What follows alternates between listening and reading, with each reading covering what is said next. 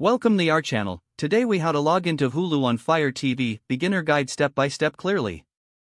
To log into Hulu on Fire TV, first, ensure your Fire TV is powered on and connected to the internet.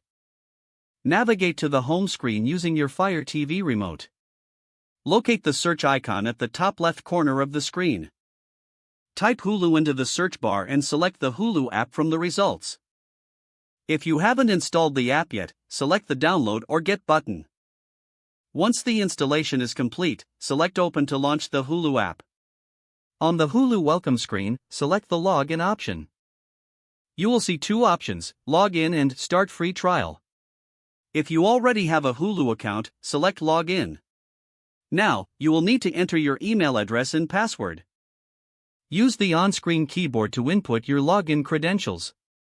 Double-check for any typos to ensure your email and password are correct.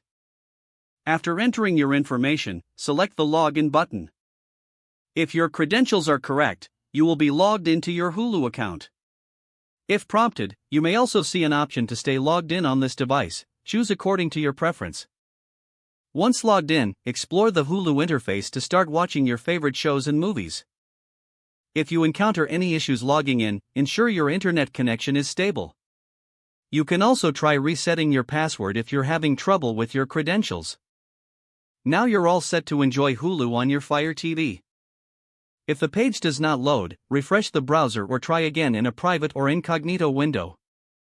Make sure you are using the correct email address, then retype it carefully to avoid small typos. If your password is not accepted, use the Reset option and create a new strong password you can remember. Check your spam folder for verification or security emails, then complete any requested confirmation steps. Enable two-factor authentication if available to improve account security and reduce unauthorized access risk.